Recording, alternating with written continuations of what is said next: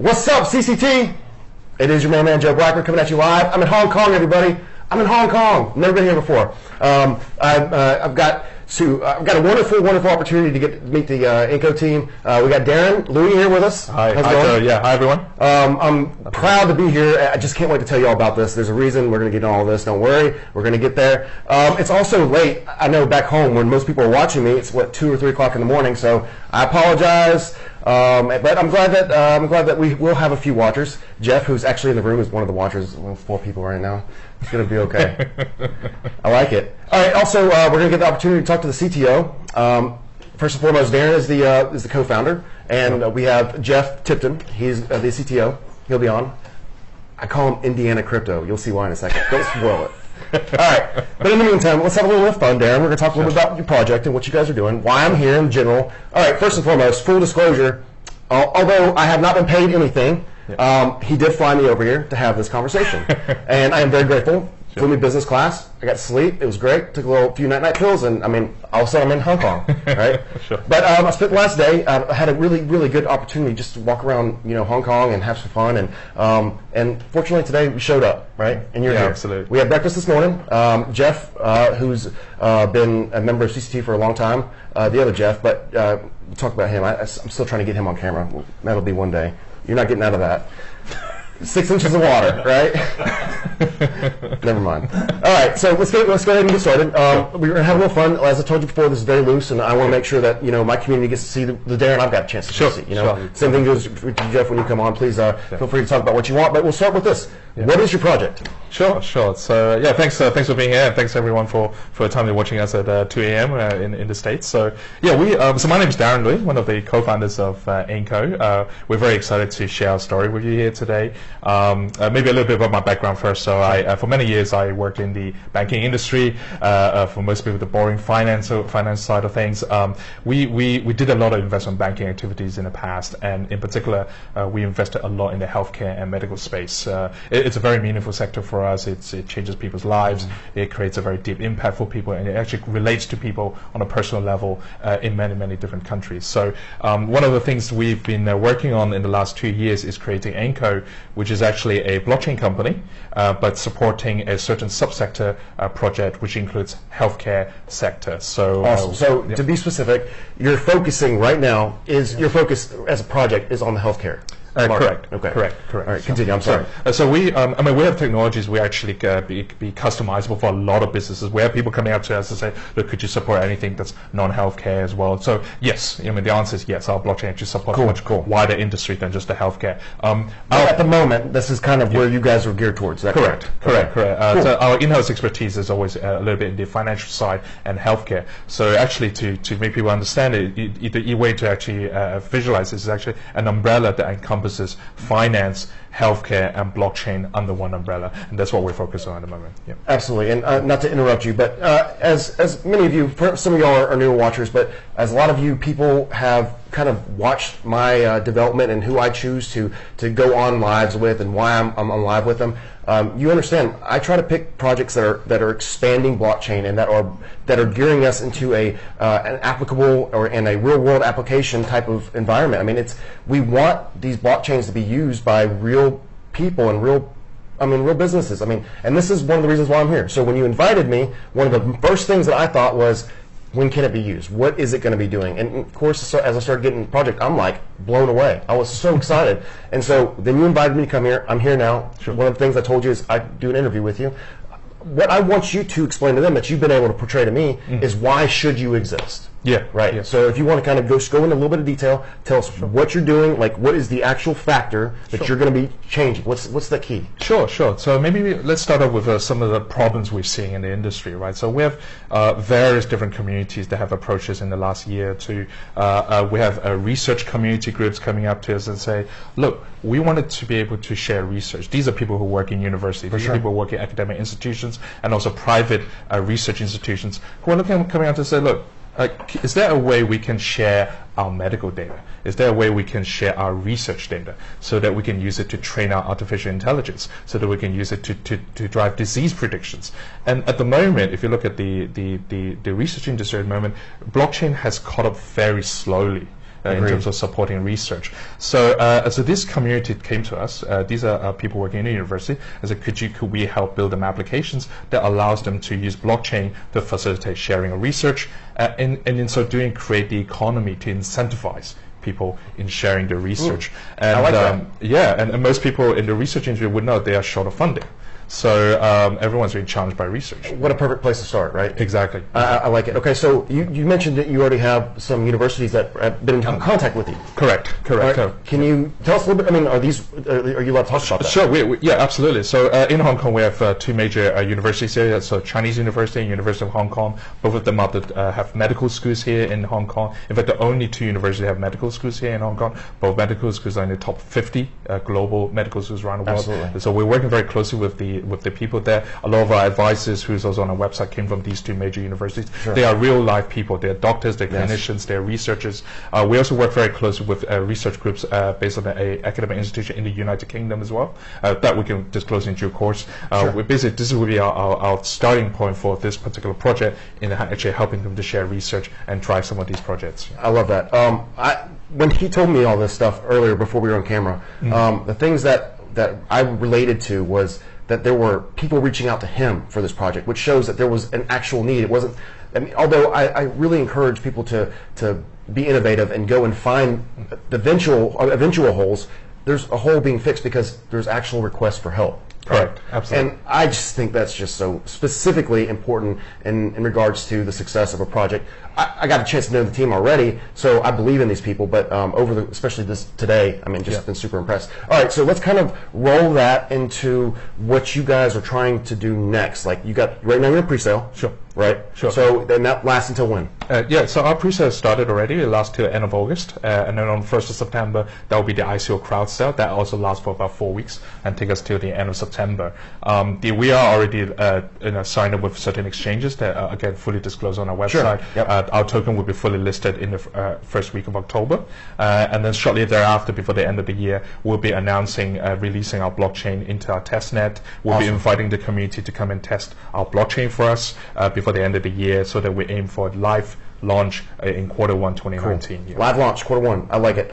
Now, I'll tell you this: a lot of people get in over their heads with ICOs. Developers, and we're going to get Jeff on here in a second, get his perspective. But let's talk about hitting like your test net, and like we're getting there and getting past that, and of course when Jeff can hit on this as well. But is this important to you to make sure that you hit these goals and on time? And you've got to instill investor confidence. Like, what is it that's going to make these people believe in you if you can't hit these benchmarks, right? So what is it that drives you, and how long is it going to take, you think, to complete these things? Are they going to be hit on time? Absolutely. All the details are actually on our roadmaps on the website, but I can tell you right now. And just for the record, this is the website behind us. You can see a little bit. I didn't mean to interrupt, but again, with this is the reason why this question is so important. I want everybody to listen, is hitting roadmap benchmarks. If they're telling you they're going to do something, that you can watch if they're doing what they say, right? Yeah, absolutely. Okay, so go ahead. We're pretty focused on creating our credibility here, so we're focused on delivering the things we promise on our roadmap and to our investors on our token.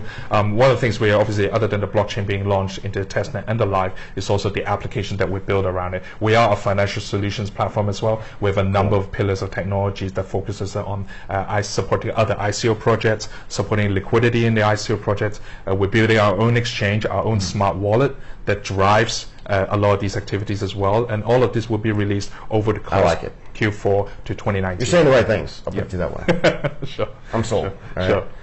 All right, so we'll come back to you. I want to get Jeff on here. I want to get a chance to introduce Indiana Crypto.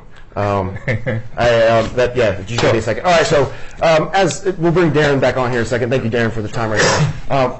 But as he's getting situated here and putting the thing on, this guy right here he's a little weird. I don't want to take too much away from him, but just wait. It's going to be interesting. All right. Oh, I think mine has better than yours. See what I mean? Which is not true. Let's talk about hair. I'll lose I'm losing all my hair. Look.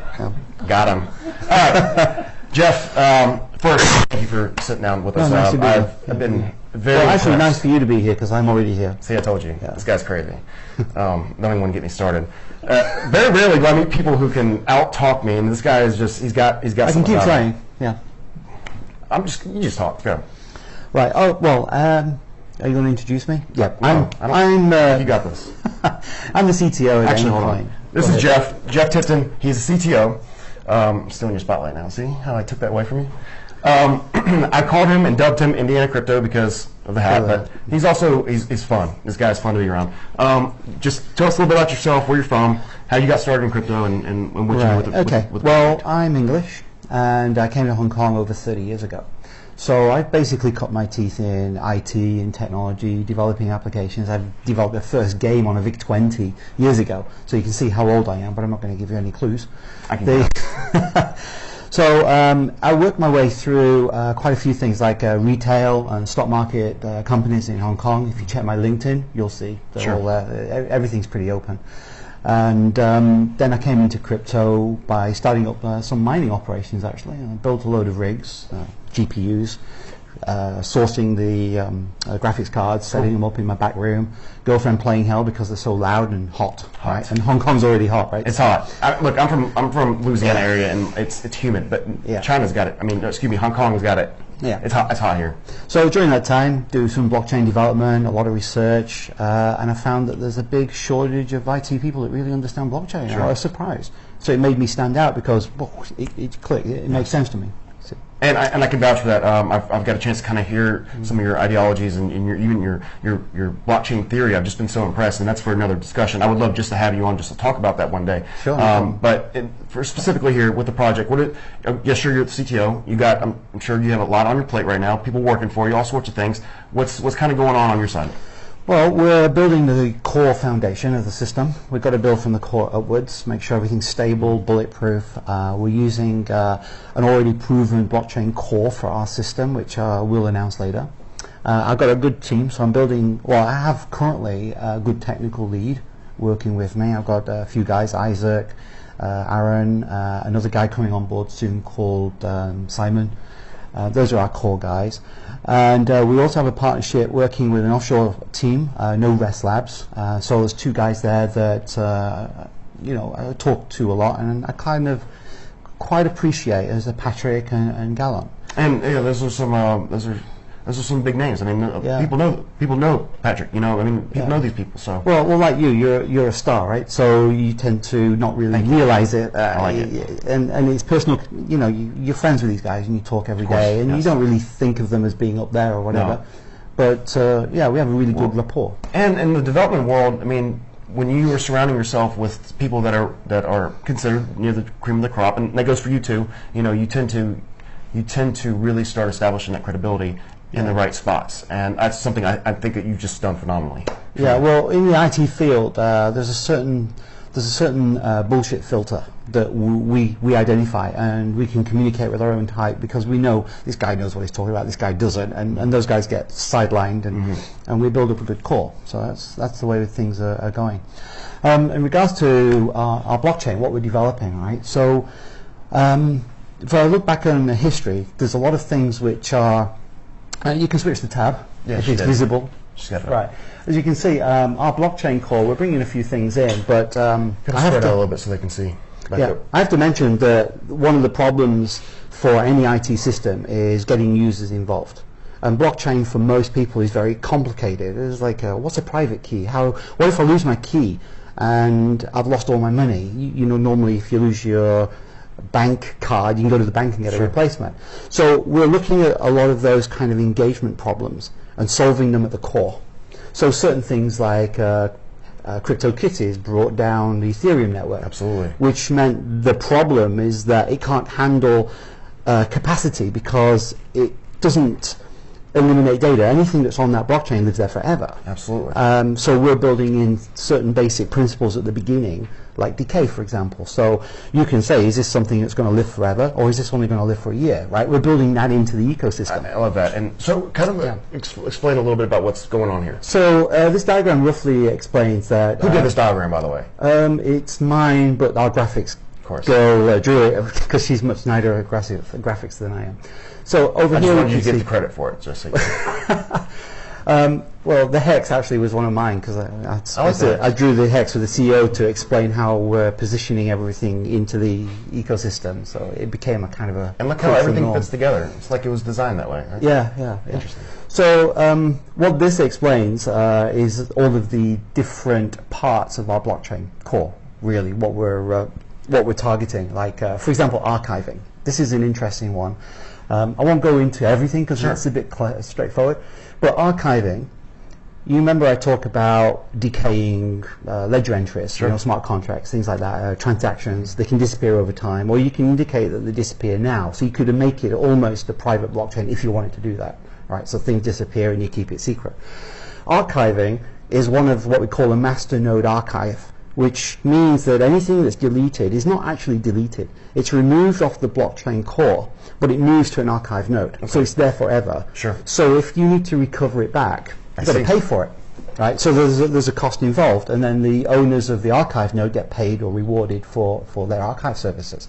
So that's effectively what that archiving is. These other ones are pretty self-explanatory, I believe.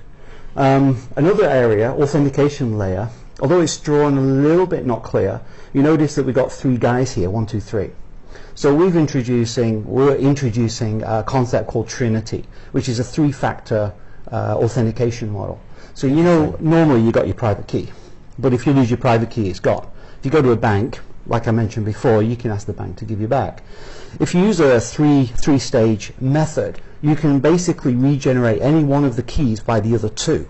So if one of them is a custodian, one of them is your KYC, and the other one is yours, if you lose yours, you can get it regenerated from the custodian. Love that. If someone steals your key, the custodian would actually ask you permission before a transaction is allowed to go through. I love that. So what we're doing is we're building this into our smart wallet, but I prefer to call it Easy Wallet. Easy Wallet. Right. I like it. Easy Wallet. So that users can then get engaged, get involved, not fear, but still be safe. Cool. All right, so, and I appreciate the explanation, and I think it's very, very well done. Again, this is on the website, everybody, so go to the website, and you'll be able to, I'm going to post all the links after the video is over, if you haven't got a chance. Anyways, but look, by all means, if we miss anything that you want to address real quick before we bring Darran back. No, fine. I'm on Facebook, I'm on LinkedIn. If anybody wants to friend me and talk to me face-to-face, it's not a problem. Oddly enough, I was going to tag him, but I forgot to add him into CCT before I did this live video. So I'm friends with the CEO. However, so find me that way. I'm going to add you in, and we'll make it easy. I mean, this guy, he's so fun. He's fun to be around. He's like a crypto kitty. Wait till I get you on my VR system later. Yes. Indiana Crypto, everybody. Thank you. All right. Okay, so bringing Darran back on, I just, being around Indiana Crypto here has been just enjoyable in itself. It's been worth the trip. But I also get the privilege of getting Darran back on. And Mr. Louis, you are the co-founder of Aenco, and something that it's kind of been your baby, you and Ian. I haven't got a chance to meet Ian yet, but hopefully that'll happen next time when you fly me back, right? Absolutely. Anytime you want to come, I'm happy to. Yeah, I might move here. This is amazing. But first and foremost, I want everybody to hear this. It's something I didn't know. Hong Kong, and I did a little research before I came. It's the 4th most populated or densely populated area in the world. It's also got the most skyscrapers anywhere in the world. I've been to New York City. Impressive place. Mm-hmm. I don't know if you've visited before, but yeah, that's right. I mean, I think you did mention something like that. But I have the Victoria Harbor, right? That's correct. I've been studying up on my. But the reason why I bring this up is this is a thriving, growing, huge community. Mm-hmm. It's a city. It's a nation inside a city. Yeah, essentially what it is. Absolutely. You're off the mainland of China, and I'm not trying to get a history lesson here, but there's a lot of things happening in Hong Kong, and so not only was I so impressed with the city and just being here, but putting everything together makes sense now. And so is there a lot of support around here for what you guys are doing and just in general in crypto? Absolutely. I think if you look around the world at the moment in terms of blockchain cities, obviously other than places like Singapore, Zurich, from that perspective, Hong Kong is actually also one of the top 5 blockchain cities right now. And I agree with that. I've been blown away with the amount of interest that I've seen personally. And the background of Hong Kong has always been very diverse. It was an ex-British colony until 1997. Yes. Now it's now part of China again. It's always been portrayed as the gateway for where the East meets the West. Agreed. So we have a lot of expats community. We have a lot of very developed blockchain companies. For example, Cardano is actually based in Hong Kong, and Genesis Block, for example, other companies are based here. And I think that Hong Kong will remain to be very competitive and very supportive in terms of blockchain community here. Absolutely. Sure. All right. So knowing that and having the support of this area and what you're doing, and number one, as I already said, I love that you are here in Hong Kong and what you're doing. It makes perfect sense. Sure. Okay. So explain a little bit about, we already talked about the roadmap, we talked about some of the things you want to do, but let's talk about the token economy now. Sure. Okay. Sure. How is this going to work? What is the reason why someone should, put their hard-earned money in their Ethereum into or Bitcoin into something what you guys are doing? Sure. I mean, we have a pretty big visions about our token. It's called the AEN token. A lot of information again is on our website. But let me start with being a bit of the use of the token. Sure. It's basically the value behind the AEN token is that people will have to buy it. It's a mineable token. It's a 50% of the supply is actually reserved for mining, and actually the basis for the mining requires people to hold on to a certain amount of the token itself. Absolutely. And on top of that, actually, a lot of the transactions are financial transactions driven off by it's due to the demand. So when you actually hold a certain amount of token, you benefit from discount rates, you benefit from gas, you benefit from, if you're actually a miner yourself, you're actually entitled to mine at a certain tier, and that gives you extra privileges of the return itself. Just my guys very kindly, Ali, our community manager, just put up the website. This is on our website, and you can see our full token economy there. It's fully disclosed. We're at the pre-ICO sale right now with our ICO crowd sale starting in September. And because I like Joe so much, any community members that comes through Joe in our subscription will offer you a very privileged payment structure. So yeah, how about that? Yep. Absolutely. What a surprise! That's a great move. No, Darren. I think that's lovely, and we'll have more details about that. They're in pre-sale right now, so there's going to be a pre-sale opportunity for CCT. And it's going to be a good one. We already discussed this, and he's really kind of found home, hopefully, in CCT, and we encourage you to stick around and far after this. But let's talk a little bit about this.